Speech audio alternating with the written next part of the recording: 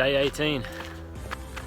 I walked past a rock before which had an inscription on it with a Bible verse, Matthew chapter 5 verses 1 to 20, and I looked it up, and it was the Beatitudes. So blessed are the poor in spirit, they shall see God, and all that. That's not exactly right, but you get the gist. If you don't, Google it. Then the second part of it was talking about the lamp on a lampstand, and saying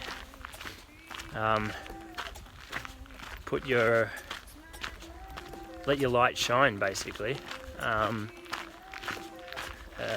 I think that ties in with some of the stuff talking about recently to do with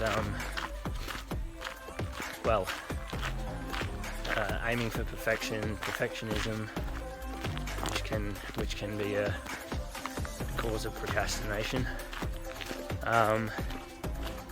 and generally like sharing your talents and using your talents and then multiplying.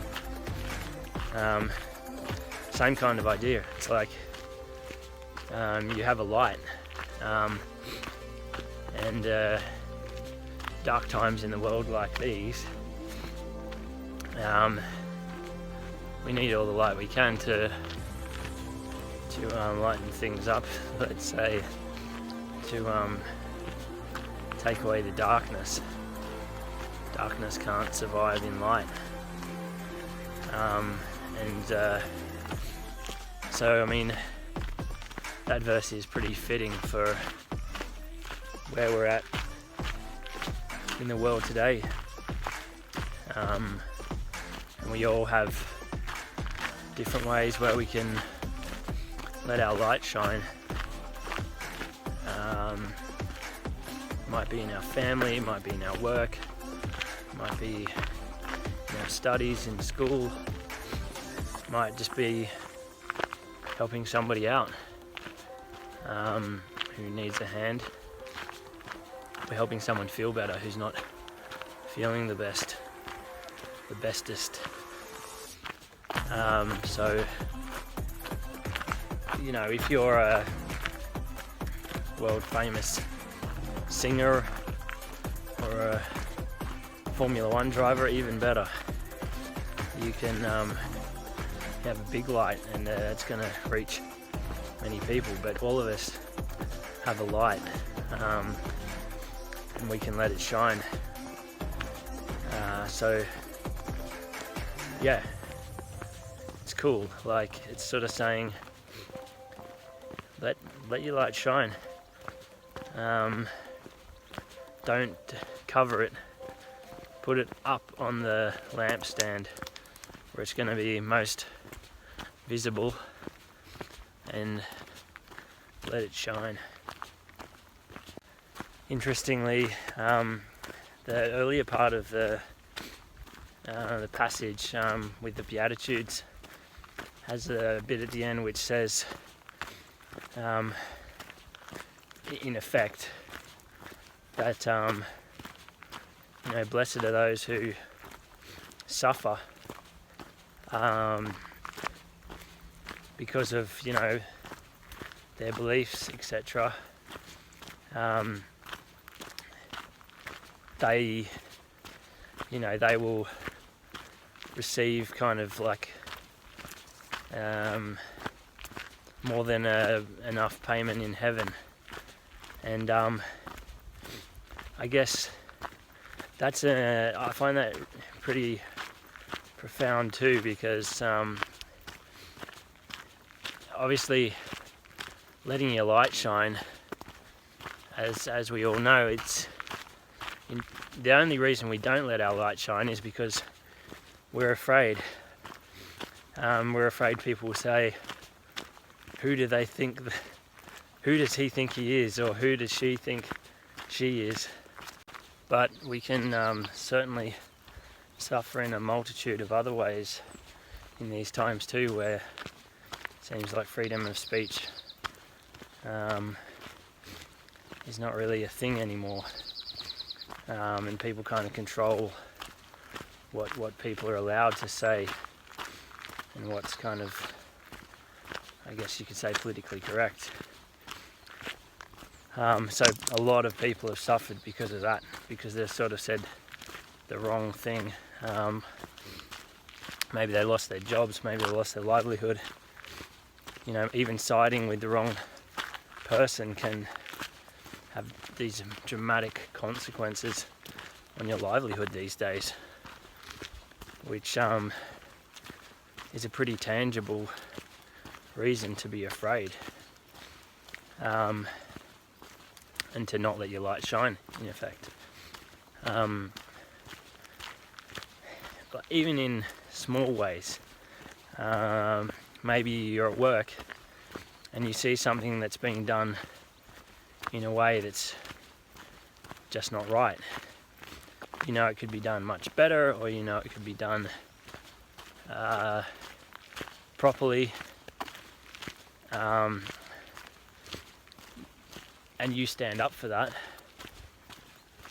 what you believe in, also realizing that with all humility that you could be wrong, but you make the point of saying what you think is the right way to go, and you can suffer a lot for that. I've certainly experienced that myself. So it's so much to say that it's very scary, very difficult to have the courage to let your light shine, but that's what the world needs. I think one point to keep in mind with this stuff is often we think that, at least I've thought, that if we want to let our light shine, it kind of almost has to be,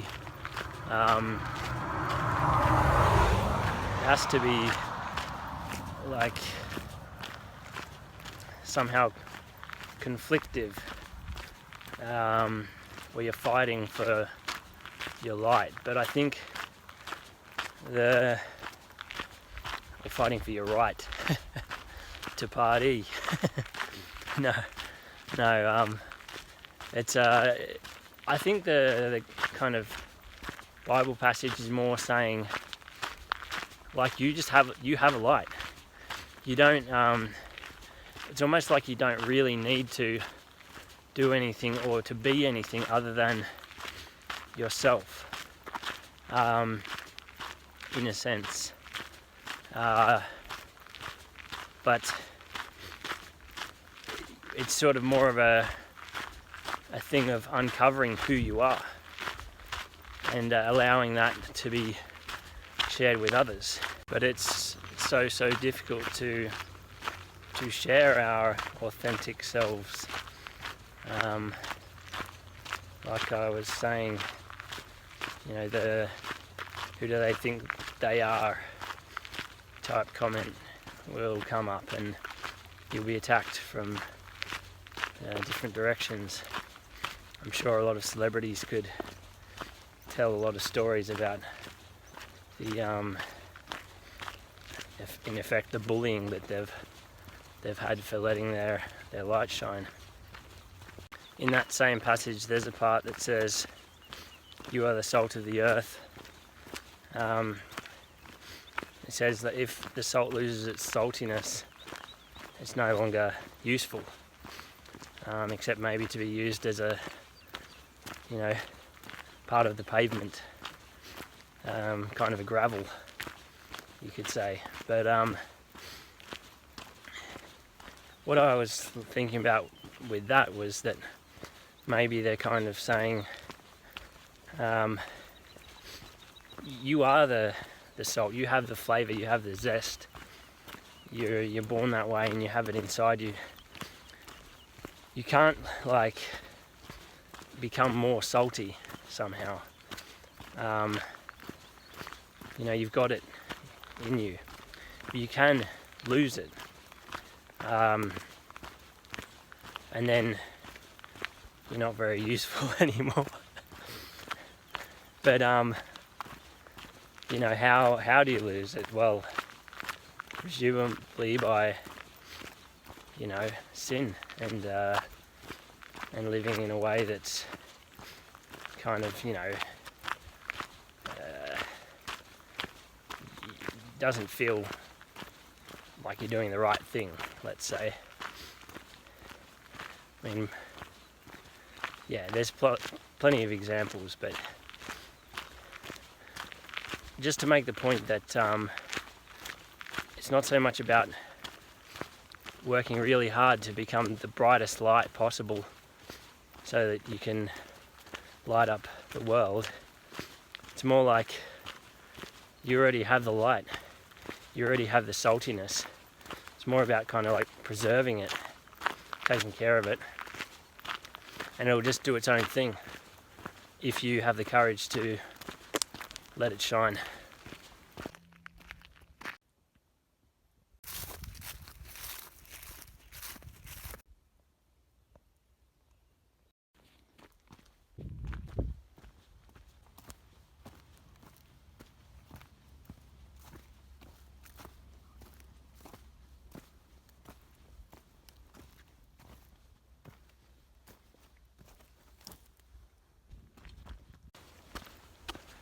Just walking past a cemetery, and less than a kilometre back there was a memorial plaque for a reverend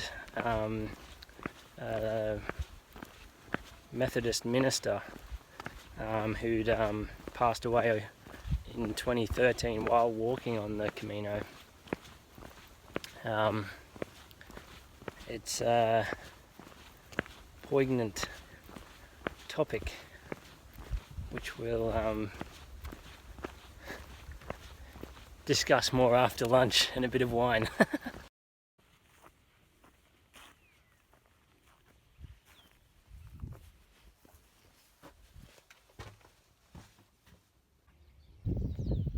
Stumbled upon this huge mound of earth which allegedly houses the cellar rooms of a couple of families named the Moratinas, I think.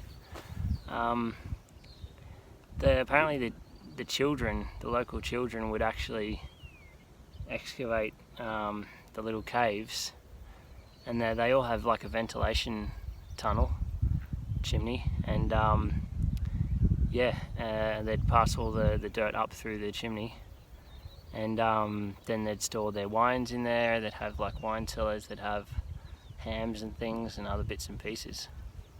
Pretty cool.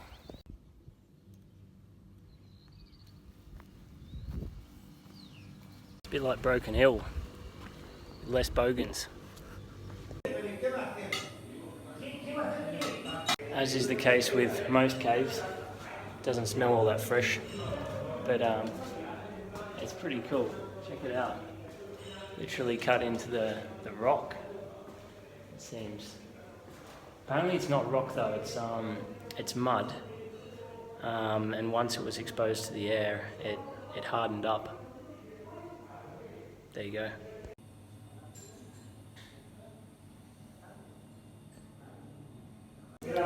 A wise man once said, "Tell me the place where I'm going to die, so I'll never go there."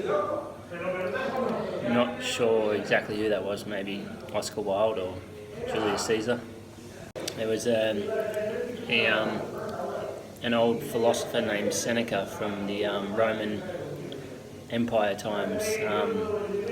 He was like a special advisor to Emperor Nero, who was quite a tyrant apparently. And one of the things he said was contemplate death in order to live properly. If we have a conscious awareness of our finite life, we're much less likely to waste it. Realising that we're going to be dead someday and that life goes much quicker than we think really helps put some things into perspective. Maybe some things aren't as important as what we think they are, and maybe some people's opinions aren't as important either. Likewise, it's motivating because we only have a certain amount of time in this journey, so we might as well make the most of it. Life is really there for the taking, you know. It's amazing walking the Camino and then coming back into a bar or a cafe with the TV on, and the news is just totally saturated with coronavirus and people protesting about coronavirus and not being able to get hospital care here in Spain, etc. And those are real problems.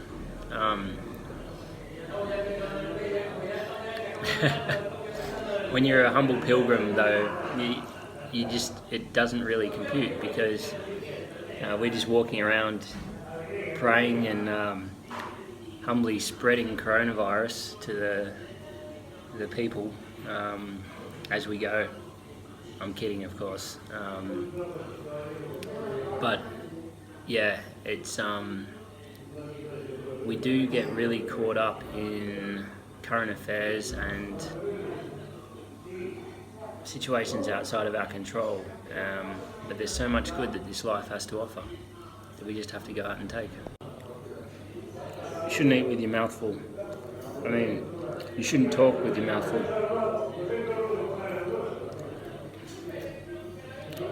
Overcoming fears is very difficult in life, and that's probably one of the main reasons we don't live the life that we are made to live. I'm a perfect example of that in many ways. So at the moment I have plenty of fears. I don't have a job, and there's jobs available doing the same sort of stuff that I was doing before in different locations around the world, some of which look really appealing, others less so. But inherently or deep down, there's a fear of being unemployed. Pondering death as palatable as that may seem to many of us, really does help put that into perspective.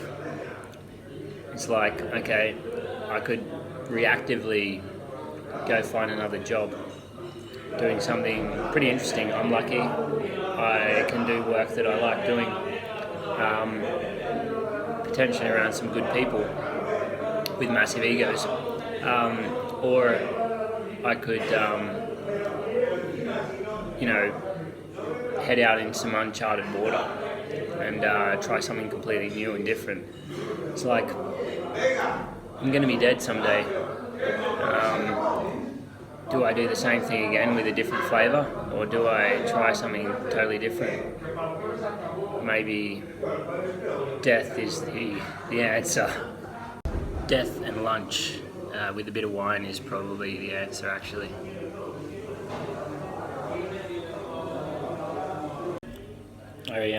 I read somewhere that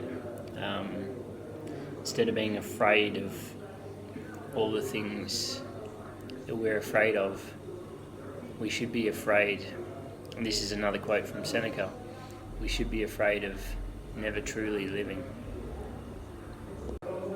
But truly living is not something easy. It's difficult. I'm not an expert, and I'm not like an amazing success, but I'm sure if you asked really successful people, they would say, I'm not sure if I'm truly living. Ask Kanye West, he's flat out on his Twitter account and, possibly going through a messy divorce with Kim Kardashian, who I've never watched that show, I promise. But it's like, you know, really being alive, really living is hard. There's no easy way around it. Life is an ass kicker. But in a good way, you know, it's like a good ass kicker. It kicks your ass into line.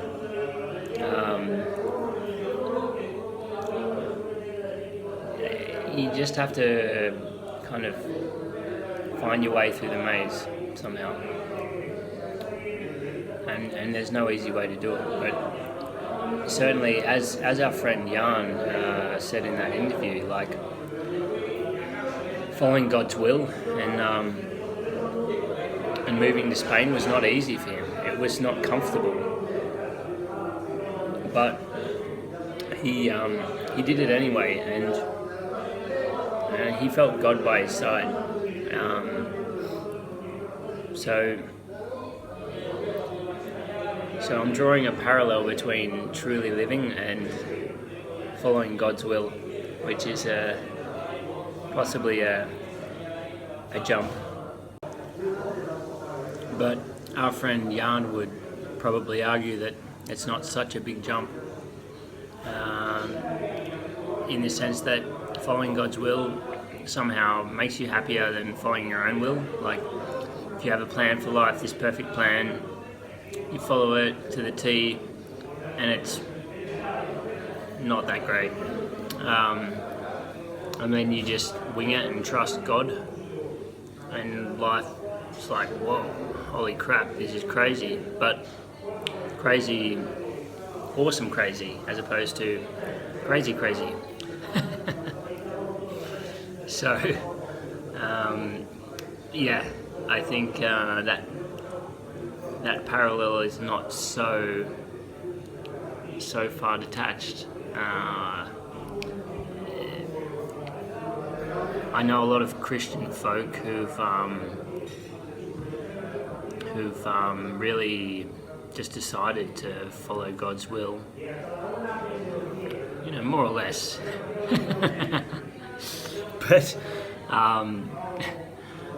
But have been greatly successful in the kind of human sense, the kind of worldly sense.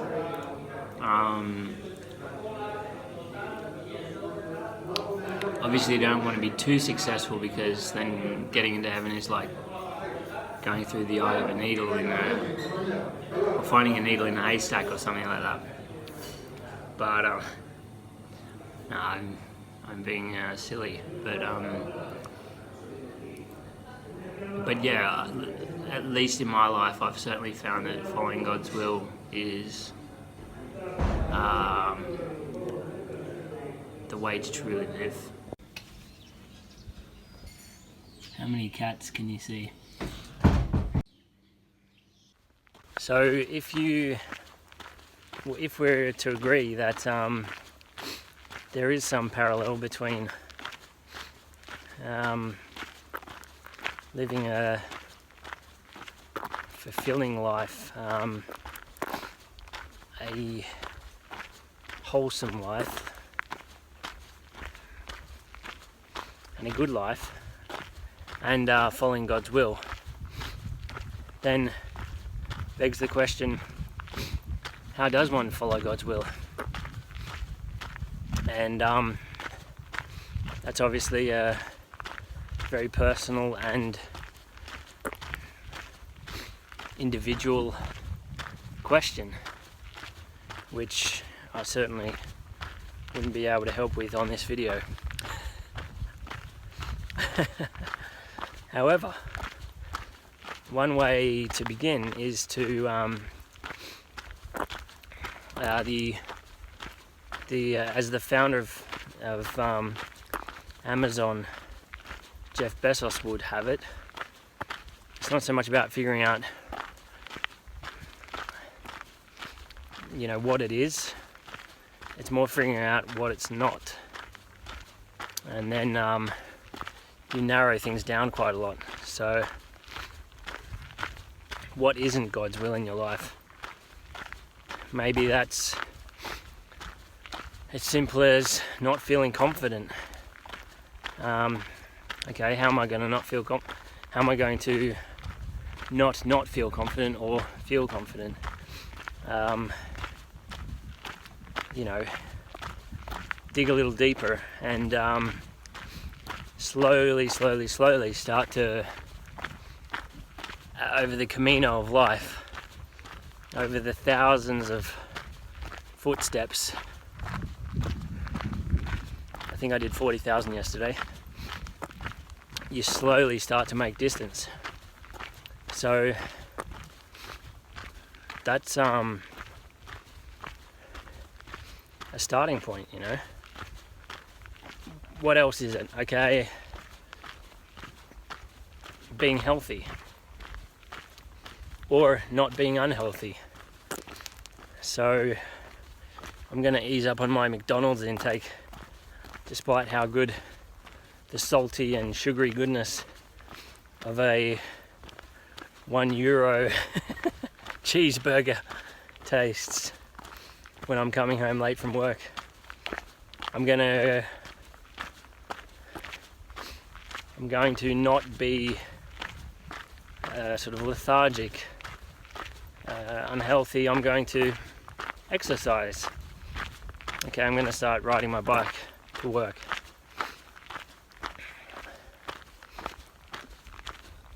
I'm going to not be like one-dimensional, like a spiritual agnostic, atheist. I'm going to recognize that there is a possibility, even a probability of something larger than my fathoming, my understanding, in the wheels behind this life. And I'll back that up with some concrete examples of experiences that I've had. I'm speaking for you, not for me. Although I could. Little signs and things like that. And I'm going to, you know, investigate the plausibility, possibility, feasibility of a spiritual dimension.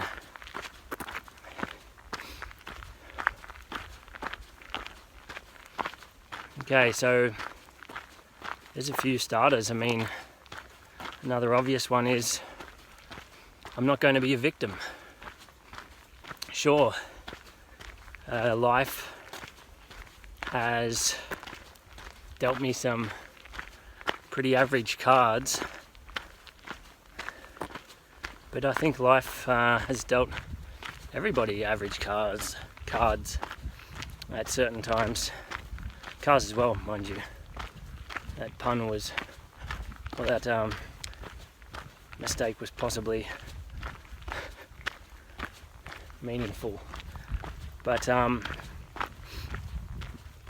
yeah, so I'm not going to buy into the somewhat egotistical notion that I'm a victim, and I'm kind of buying into the group identity of victimhood. Beautiful view. Sure, horrible things happen to people. I'm not taking any of that away. But I'm going to overcome somehow the things that have happened.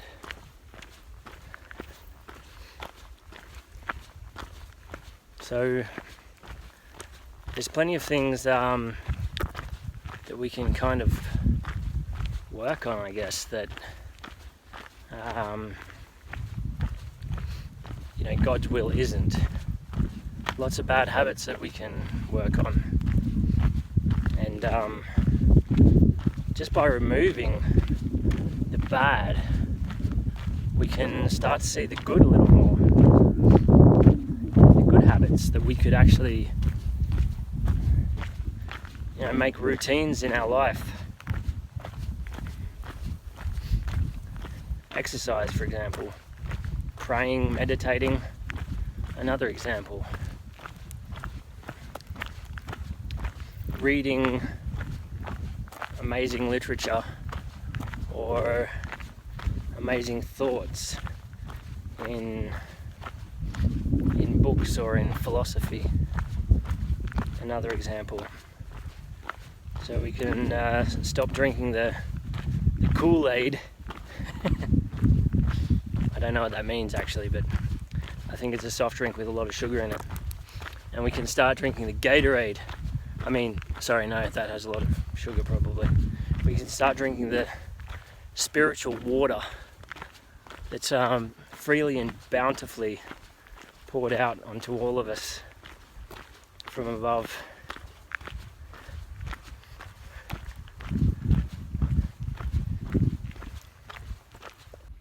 An obvious one I missed, time in nature. Looking around here, this is not the most spectacular scenery I've ever seen in my life, but it is mind-blowingly beautiful. It's it's incredible,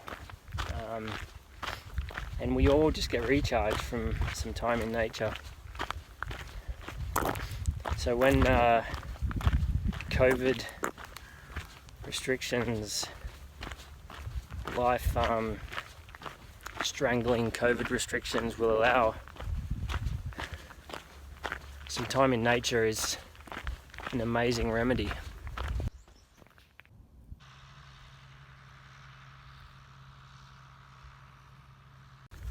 There's always a heavy price to pay for stopping when you have shin splints. And the price is when you start moving again.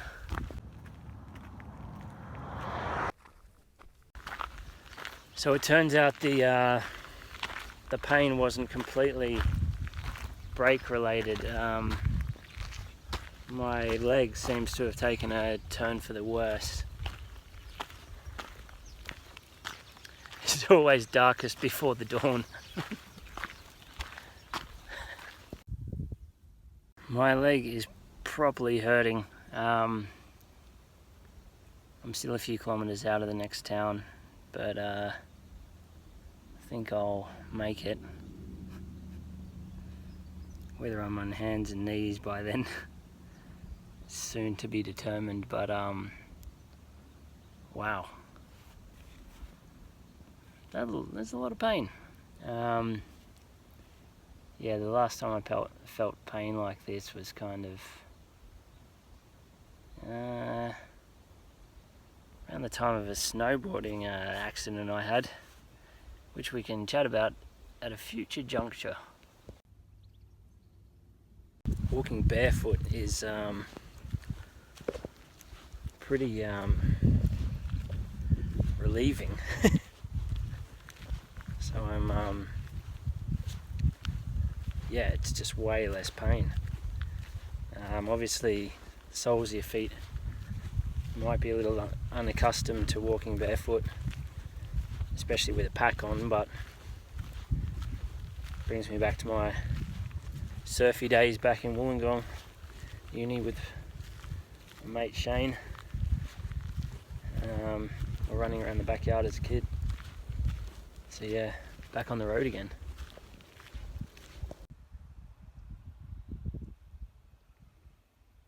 Walking about 3 kilometers and standing on something, getting it stuck in my foot, I've decided to go slightly less authentic apostle.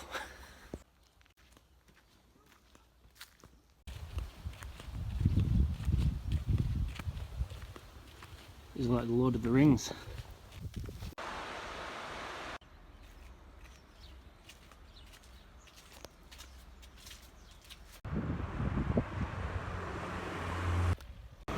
Flexol Oh yeah! So that's today done and dusted. Pretty brutal day, to be honest. It was obviously quite a walk, 22 kilometers, especially when I was not in the best shape with, I think it was about 7 kilometers to go. So yeah, the old leg was hurting quite a lot, and I've got some cream to put on it, which is a painkiller, and I believe like some muscle de-inflammator. It's localized, which kind of makes a bit more sense than just taking a pill to kind of get to your whole body when I just need one area looked at. So yeah, tough day. I got to the Albertica hostel and I literally got the last available space. But sometimes the way life goes, sometimes you get a little reward at the end of a pretty tough day, and the place is really nice. It's there's only 2 beds in the room. It's got a private bathroom and cotton sheets. Oh yes, instead of disposable sheets. It's amazing. So super stoked. Another day tomorrow, so I'll see how I'm feeling. But yeah, try and recuperate a bit. The chemist said that the cream works really well, so should be back in action. Adios.